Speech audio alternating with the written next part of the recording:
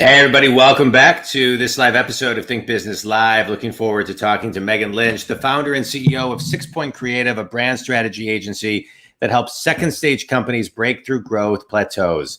You know, I loved reading about you and your company.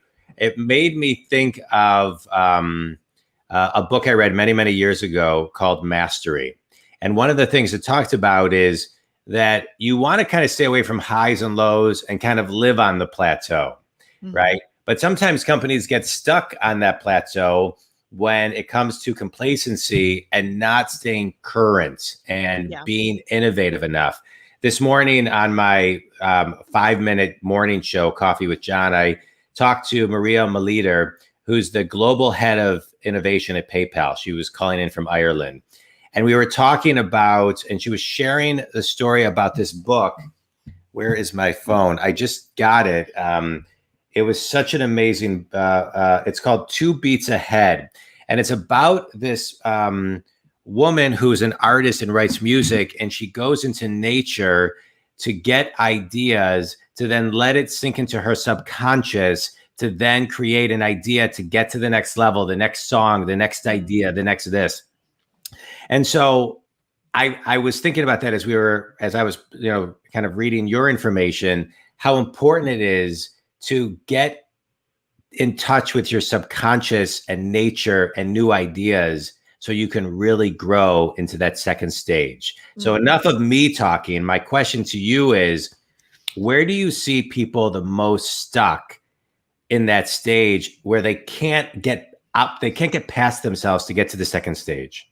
Yeah. So I think the place that we work with a lot of family businesses, and I think that where I see them get stuck the most is actually they become almost like victims of their own success. Like they've been successful up to a certain point.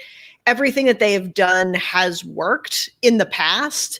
And then there's some compelling reason, maybe like a new generation is coming into the company, or there's some compelling reason why they need to grow.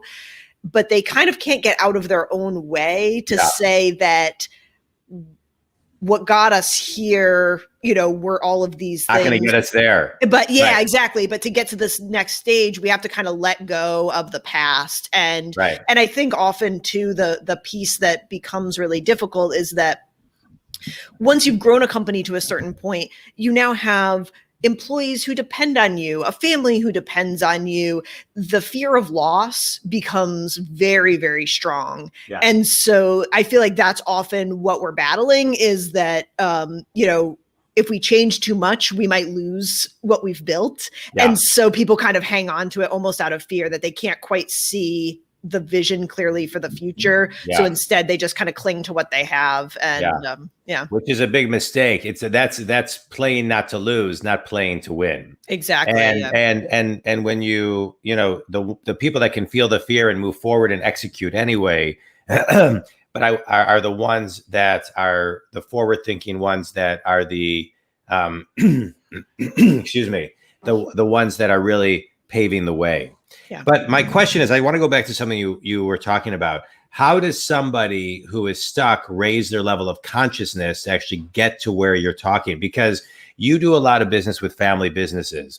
And the obstacle I see as a business coach, and I work with solopreneurs to Fortune 100 companies and everything in between. And I work with a lot of family businesses. Mm-hmm. And one of the things I see is that the second and third generations, if the older generations are still there, it's very difficult for them to have a voice. It's very difficult for them to be heard because they didn't start the company. So the older generations feel like they don't have a full grasp understanding of the fundamentals. Right. I'm not saying that as a negative or a positive. It just seems to be what is. Yeah. And so speak to the older generations who are still in the business while the second and third generations are there, how the older generations or more seasoned generations, as well as the younger generations, all raise their level of consciousness so they can all be heard.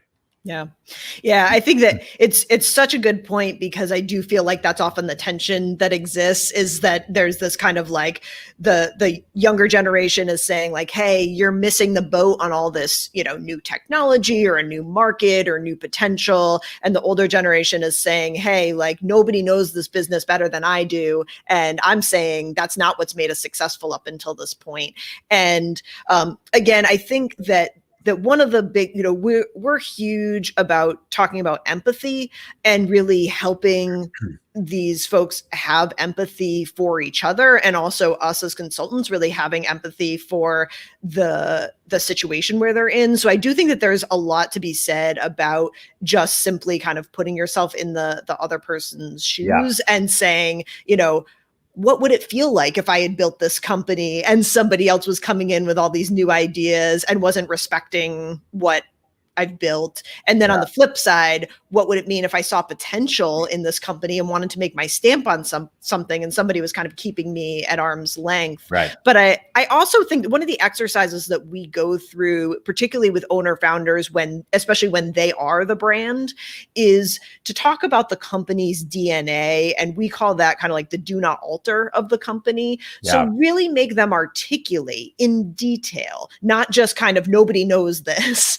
but really in detail about what do they think are the aspects of this company that if they were lost, it would actually move the company backwards instead of pushing it forward. Yeah. And if they can really be clear about what that is, and be clear about it, especially from the customer's point of view, that is hugely powerful in getting that documented and getting consensus on, yes, we all agree that this is critical, and we all agree that these are things that cannot change as the company moves forward, which also starts to create this opportunity of what can change. If these things stay the same, then everything else is on the table, which gives both a seat and a role as they move forward. Yeah, I love what you're talking about. I just want to highlight a little bit, if you could give maybe 1, 2, max 3 ways for all of these different generations or people within an organization to communicate effectively. What are some of the things? Because I would imagine you're kind of a mediator in cases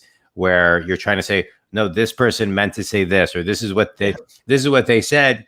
I know this is what you heard, but and so how do you, 1, 2, or 3 quick and easy ways to effectively communicate, whether it's with your family and business or just leadership teams? Yeah, I'm huge about outcomes focus. So really making sure that you are crystal clear about not what is wrong, but what is the desired state. So how do we move from a suboptimal state to a desired state? And what would this state, not just, kind of how are we going to get there, but really spend some time and say, this is what it would look like, feel like, sound like. This is what we would see in the company. This is what we would see in our customers, and really spend time getting clear on what you want, not what you don't want. And I think when you come to a conversation with a really clear vision of possibility, it takes everybody out of this phase of feeling attacked or whatever. It's not about what's wrong with me. Right. It's about a place of possibility and opportunity that we can kind of all start to see and feel sort of emotionally, not just on paper as a strategic plan or something. Yeah, I love that. That's great. All right, so now let's talk about you. So you guys have a flagship program. It's called Solve for Why, where you further support clients with CMO level strategic oversight, budget management, marketing plan execution management. And so I want to talk about that because, CMOs are so important. To me, everything is marketing, right? Everything is marketing, and everybody needs to market more. And so, but everybody can't afford a CMO. And so, the virtual model and the virtual CMO or the partial fractional CMO, those are very popular today. And there's no reason that many companies can't have one, even for 10 hours a month, depending on the person. And so talk a little bit about your program, Solve for Why, and what kind of a CMO needs to do and the benefits of a CMO. Yeah. So I think that really our whole Solve for Why program is kind of around this mantra that we have internally of that you need to solve the right problems in the right order. And, we kind of borrow the mantra from the Marines of slow is smooth and smooth is fast. And so our work is all about taking companies really deep, having them focus on their most critical opportunities, and again, kind of draw that vision of what success looks like, and then truly help them like engage and understand how their business and brand shows up to their customers. And then the biggest thing that I think a CMO can do is kind of help a company see the patterns in all of this, kind of what the business wants and what their customers want and where those things overlap, and then really assemble a team of people who can execute. I just finished reading Dan Sullivan's book of Who Not How, and I think that that's something that really, really resonates, of like getting these companies to stop thinking about, oh, how are we going to do whatever search engine optimization or content marketing strategy, but instead, who has done this successfully that can now execute this in our company? And as long as they're clear, again, about their brand DNA, about their vision of success, then the kind of CMO role can really find and activate these this talent to then say like, okay, these execution resources are going to come in. Again, usually for our customers, it's not full-time hires. It's kind of like, I liken it to the end credits of a movie film production, where it's like, you just see, all these people gathered together at a certain point of time to accomplish a really big project. Then they all go off and do their separate things. And I think that if a CMO can kind of be looking at it from that tactical standpoint of, a keeper of this vision and strategy, and then being able to translate it effectively to the folks who are going to execute the work, it unleashes all this other potential. Yeah. I love what you're talking about. And it's so important. I want to talk a little bit more about marketing, right? Mm-hmm. So we're talking about raising level of consciousness. We're talking about effective communication. We're talking about getting out of fear. We're talking about stretching ourselves. We're talking about, all of this. And then you throw out, which I think is such a great statement, slow is smooth and smooth is fast, right? So sometimes you got to slow down to speed up. And so when someone's taking a slow look at their marketing, what are some of the things they need to look at their marketing and say, that's not working, that's not working, that's not working. Yeah. And this is, right? Yep. And so how do you slow down to really pay attention? What metrics are we looking at? What do we really need to like zoom into? Yeah.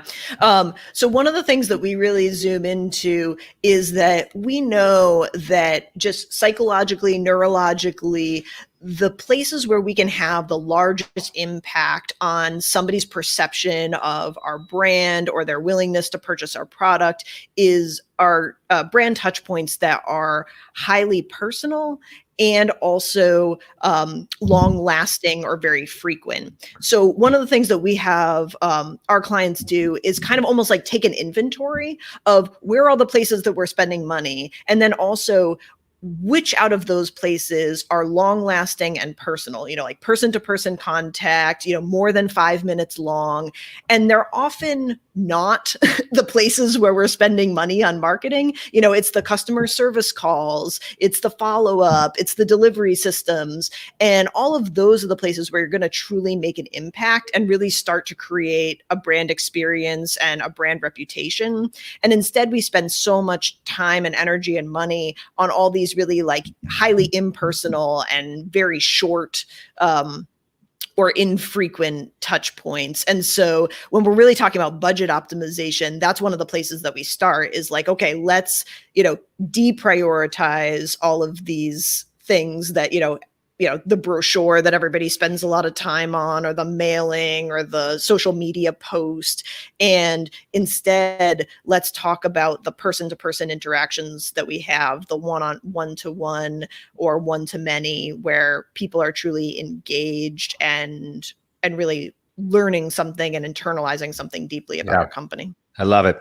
I love everything that you do. I love marketing. I love how you talk about it in such a you really kind of bring together and marry the art and the science of what marketing is.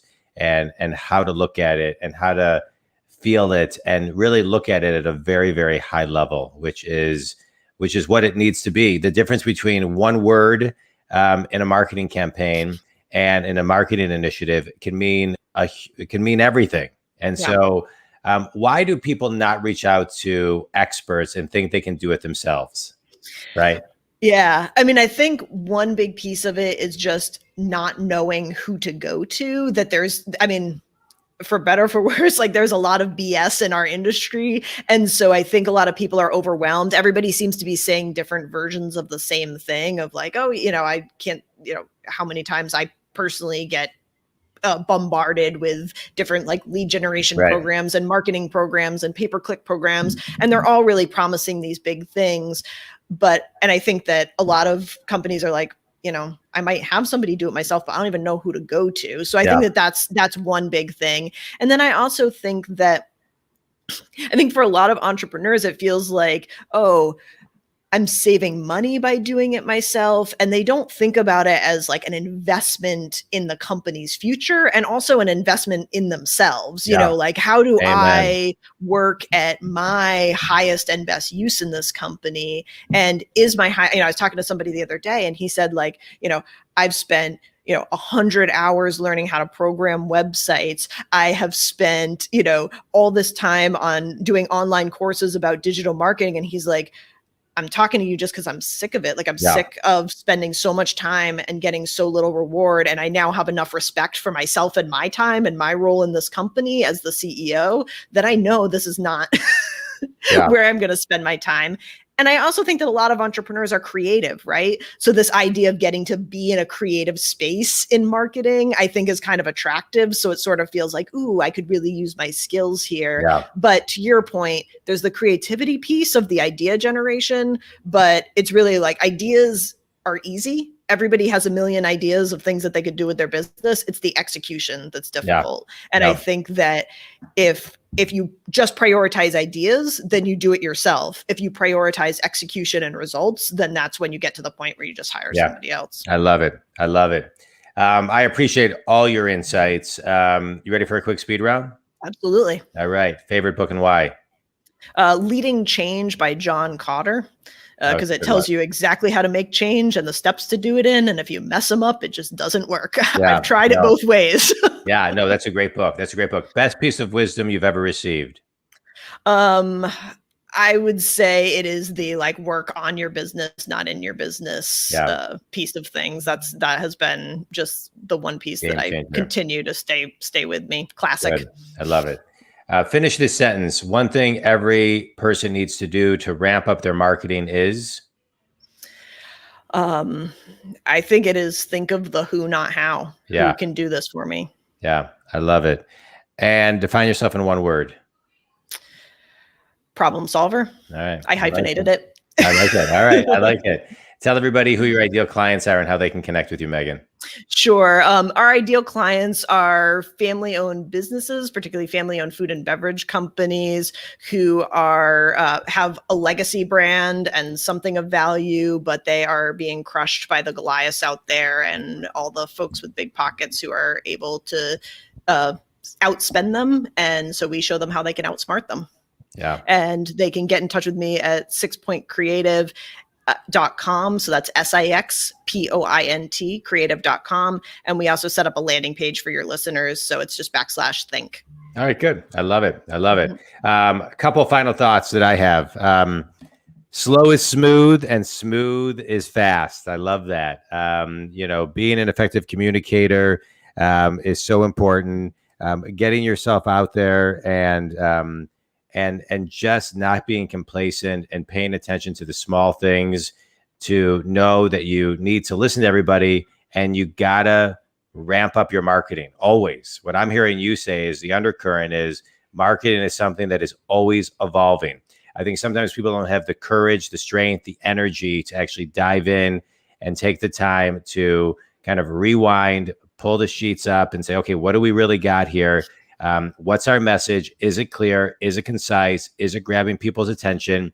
I think today, as we sit here live on June 11, 2021, It is harder to grab people's attention because we have an attention span less than a goldfish. It is harder to get people's attention because we don't know what their hybrid model of work looks like and their flexibility. It is harder to get people's attention because they're more distracted. And we've just been through our first pandemic. And I think there's that post-traumatic stress kind of anxiety that people have that they don't even realize is there. I could list many, many other things, but distraction is really, it is really present today. And marketing, we need to stay in front of our people and make it easy for them to do business with us. Sometimes companies make it too difficult. And so companies like yours, who work with companies to make it easier to do business with them, easier to absorb the message, I applaud you. And I think it's just great. I think it's just great. Any final thoughts, Megan? No, I think you nailed it, John. I think it's an exciting time. There's a lot of opportunity out there. There's a lot of energy and growth. And I think just being clear and consistent is going to let people tackle it. Yeah, I love it. Think community. If Megan can help you, don't hesitate to reach out, 6pointcreative.com. Also, if you want some information on how you can grow your business, and I actually do have some marketing stuff in it, even though I'm a business coach, I do talk a lot about marketing with my clients. Not to the extent that Megan does, but you can download my books for free, my book and my ebook at johndwoskin.com. Megan, can't thank you enough. This was great. Love this talk, and I appreciate you taking time to come on the show. Think community, thanks so much. Megan, appreciate your time. Thanks so much. Thanks, John.